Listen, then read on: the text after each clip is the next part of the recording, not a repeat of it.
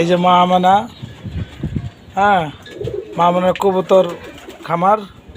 এই যে কবুতর লোক দুষ্টামি করতেছে। হ্যাঁ, মাশাল্লাহ, অনেক কয়েকটা কবুতর অল্পতে শুরু করছিলাম, এখন মোটামুটি আলহামদুলিল্লাহ অনেকটি আছে।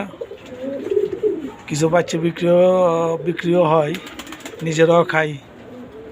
হ্যাঁ, এ মা আমানা খা, কবুতরের বাচ্চা খাও না? মা আমানা, তুমি কবুতরের বাচ্চা খাও না?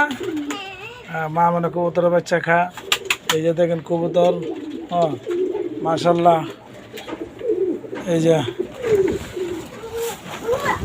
কবুতর,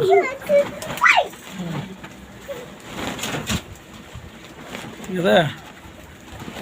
যে এর ভিতরে ডিম আছে, কিছু বাচ্চা আছে, পরে যে আনো বাচ্চা আছে। ওই যে কিছু, এইটা একটা ডিম দিছে এবার ময়না। আবার এই যে উপরে রেসার কবুতর। হ্যাঁ, এই যে এর ভিতরে কিছু বাচ্চা আছে, আছে কিছু বাচ্চা। মা মানে ধরে সরা সরা করে।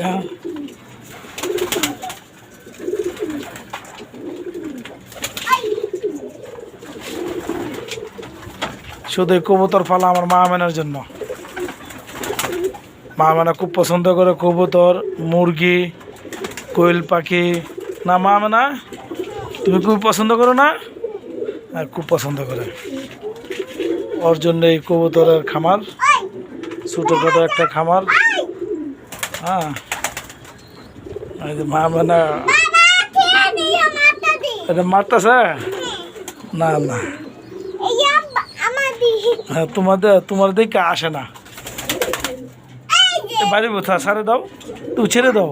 হ্যাঁ হ্যাঁ হ্যাঁ হ্যাঁ, ছেড়ে দাও। হ্যাঁ